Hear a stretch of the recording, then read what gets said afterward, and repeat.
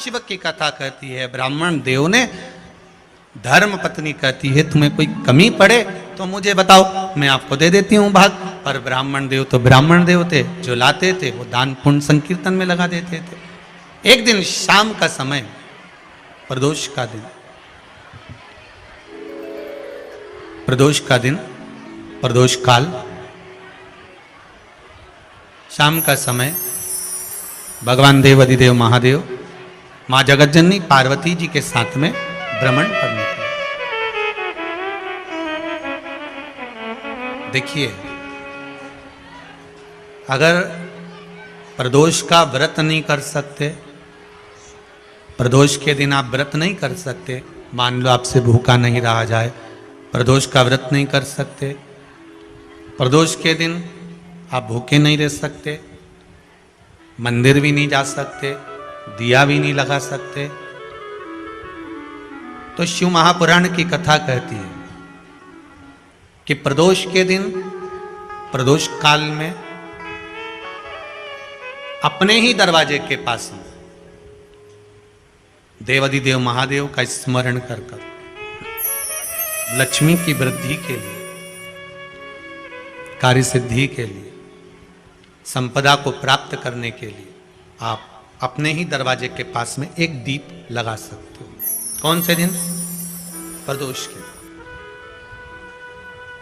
एक बात और अच्छे से समझ लीजिए, जो बच्चे चिड़चिड़े होते हैं, चाहे घर में बेटे हों, बहुएं हों, सास हो, ससुर हो, परिवार में छोटे छोटे बच्चे हों, चिड़चिड़ प्रवृत्ति करते हों या चिड़चिड़ा स्वभाव हो, जरा जरा सी बात में क्रोध आ जाता हो, बोलने का भान नहीं रह पाता हो, शब्दों के बाण चलते हों, तो महाराज प्रदोष के दिन, प्रदोष काल में बेलपत्री के पेड़ के नीचे एक, जो पत्ता आपके पास में हो, पान का मिल जाए तो पान का, पीपल का मिल जाए तो पीपल का, बेलपत्र का मिल जाए तो बेलपत्र का, उस पत्ते पर मात्र थोड़ा सा शहद और 7 दाने चावल के रखकर घी का दिया लगा दो महाराज, और थोड़ा सा जल हाथ की अंजलि में लेकर भगवान देवाधिदेव महादेव का स्मरण कर कर कि इस बेलपत्री के वृक्ष के नीचे माता लक्ष्मी, पार्वती, सरस्वती विराजमान है। इसी बेलपत्री के पेड़ के नीचे मेरे देवाधिदेव महादेव का 12 ज्योतिर्लिंग का स्वरूप प्रकट है। उनका स्मरण कर कर जल चढ़ा दीजिए और उसका स्मरण कर लो जो चिड़चिड़ प्रवृत्ति करता हो, क्रोध करता हो, जिसको बोलने का भान नहीं होता हो, सम्मान नहीं देता हो, अपशब्द कहते हो, उनका स्मरण कर कर आप छोड़ेंगे। एकदम एक प्रदोष करेंगे, दूसरे प्रदोष तक तो आपको कोई दिक्कत ही नहीं। 2-3 प्रदोष कर कर देखिए, बाबा कृपा करें। बच्चों को पढ़ने का कह रहे हो, पढ़ने बैठो, पढ़ने बैठो, पढ़ने बैठो, पढ़ने बैठो, तो एक आध प्रयास बच्चों के लिए भी कर लिया करो कि भाई ठीक है। जैसे वैकुंठ चतुर्दशी वाला उपाय हमारे YouTube पर भी डला हुआ है, आप उसको निकाल कर सुनना।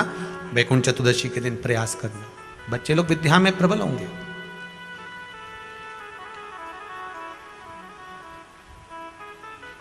शिव उपासना का जो फल है वह 1000 गुना। ब्राह्मण देवता आज मंदिर के दरवाजे पर बैठे हुए थे, मंदिर की बुआरी लगाकर बेलपत्री को उठाकर एक बोरे में, एक बारदान में, एक झोले में भर रहे थे।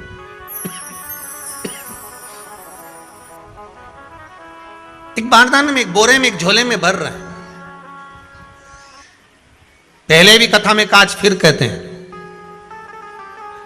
शिव मंदिर में जल बाद में चढ़ाना, शंकर के मंदिर में जाकर पंचामृत स्नान बाद में कराना, शंकर जी के मंदिर में जाकर पूजन बाद में करना।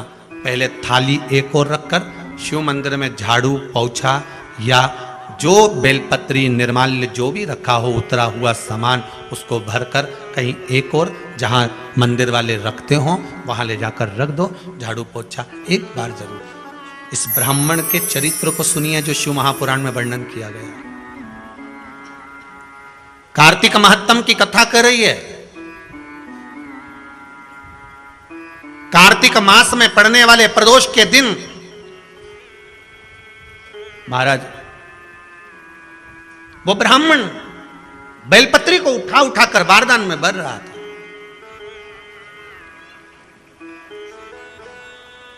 पूजन करने से पहले सबसे पहले सफाई का ध्यान रखो, और एक विश्वास रखना, आप मंदिर की सफाई नहीं कर रहे हो, फिर निवेदन करूंगा आपको, आप मंदिर की झाड़ू नहीं लगा रहे हो, आप मंदिर की सफाई नहीं कर रहे हो, आप मंदिर में पोछा नहीं लगा रहे हो। जितना हाथ आप मंदिर में फेर रहे हो सफाई के लिए, उतना आपके जीवन में जितना दुख है, जितनी तकलीफ है, जितना कष्ट है, जितनी बीमारी है, उस पर हाथ फेर रहे हो, मंदिर में नहीं फेर रहे हो। नहीं तो सारी दुनिया में जितने मंदिर हैं, सारे मंदिरों में ट्रस्टियों ने कुछ ना कुछ लगा कर रखा है। स्वीपर आता है, साफ करके जाता है, ये आएगा सफाई कर जाएगा, पंडित जी होंगे तो बुआरी लगा देंगे, पंडित जी होंगे सफाई कर देंगे। उन्होंने तो पंडित जी को बोल के रखा है कि साफ कर दो, पंडित जी करते भी हैं, पर पहला फर्ज आपका है कि आप मंदिर में आए हो तो पहले आप सफाई करो। क्यों? क्योंकि हम उसका द्वार साफ रखें। आज के समय में तो एक नियम हो गया साहब कि मंदिर में जाते हो तो मंदिर के दरवाजे पर चप्पल उतार के जाते हो, नहीं तो शास्त्र रीति तो यह कहती है कि मंदिर में भगवान सामने बैठा है तो उसके सामने चप्पल भी नहीं उतरना चाहिए। तो कई लोग कहते हैं मंदिर के अंदर थोड़ी ना उतार, हम तो जीने से भी बाहर, एकदम गेट के बाहर वहां उतार, पर सामने तो है ना, सम्मुख में तो है। तुम्हारे यहां अगर 4 लोग दिवाली मिलने आते हैं ना, तो तुमने चप्पल रखने का भी स्टैंड बनाकर रखा है, साइड में उतारिए, दहली पर मत उतार देना, थोड़ा साइड में उतारो, सामने से सब आते जाते रहते हैं, सामने उतारो, सम्मुख में क्यों उतार रहे हो?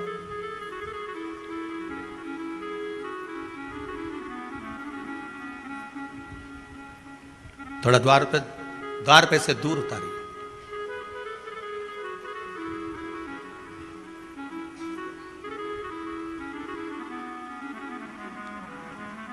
अभी तो कुबेरेश्वर धाम में काम चल रहा है, आप लोग जो दान दे रहे हो, आपके दिए हुए दान से निर्माण चल रहा है। अभी तो आप पहनकर जूता चप्पल भी अंदर आ जाते हो, भले दूसरे मंदिरों में चप्पल पहनकर हमने देखा है, आधिकाधिक मंदिरों में, ब्रजभूमि पर भी बहुत मंदिरों में लोग अंदर जूता पहनकर चले जाते हैं, पर जब तक बाबा नहीं बैठा तब तक तो आप पहनकर आ रहे हो। जिस दिन बाबा कुबेरेश्वर धाम में आकर बैठ गया, उसके बाद वो दोनों गेट पर चप्पल बाहर ही रहेगी। आओ आप, कंकर से शंकर जब शरीर से लगेगा तब सुख भोगोगे, आनंद भोगोगे, सुख की प्राप्ति। अपने द्वार पर भी कितना सुंदर लिखा है भविष्य पुराण के अंतर्गत, और विष्णु पुराण में भृगु बाबा का चरण का चिन्ह भगवान विष्णु की छाती पर रहा। भगवान विष्णु की छाती पर भृगु बाबा के चरण का चिन्ह रहा।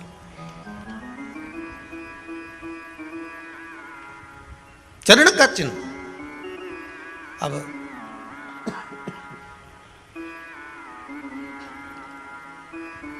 भविष्य पुराण में लिखा है कि अगर हम मंदिर के द्वार पर घर के चौखट के एकदम सामने चप्पल उतार देते हैं, 7 बार दिन भर में से, कितनी बार? 7 बार विष्णु पुराण कहती है ऐसा कोई दिन नहीं होता जिस दिन दरवाजे पर 7 बार लक्ष्मी आकर खड़ी नहीं होती हो। कल एक कथा कही थी आपको कि प्रत्येक मनुष्य के भाग्य में सुख लिखा है, केवल मंथन करना। भविष्य पुराण कहती है 7 बार लक्ष्मी प्रत्येक मनुष्य के दरवाजे पर जाकर खड़ी होती है, पर द्वार पर चप्पल पड़ी होने के कारणवश वो लौट कर चली जाती है। बहुत ध्यान दीजिएगा महाराज, थोड़ा सा आपको बुरा लगेगा, लग जाए, पर शिव पुराण है, जीवन संवार देगी तो अच्छी बात है, जीवन संवार दे तो अच्छी बात है। मंदिर के द्वार पर हम जब चप्पल छोड़ते हैं, जिस मंदिर की चौखट पर चप्पल छोड़ी है, आप जितनी देर आराधना में लगे रहते हैं उतनी देर तक आपकी चप्पल पर जितने लोग लांग कर जाते हैं, जितने लोग लांग कर प्रवेश करते हैं, उसका भी दुख आपके भाग्य में आता चले जाता है। ध्यान दीजिएगा जरा।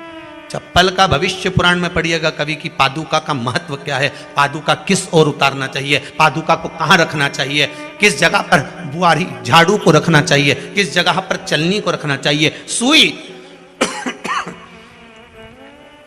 उस सुई को जिस हाल में सब बैठते हैं उस हाल में क्यों रखा जाता है। सुई तो इतनी सी है, पर जिस हाल में सब बैठते हैं उस हाल में ना तो झाड़ू रखते हैं, उस हाल में ना चलनी रखते हैं। भैया क्यों नहीं रखते?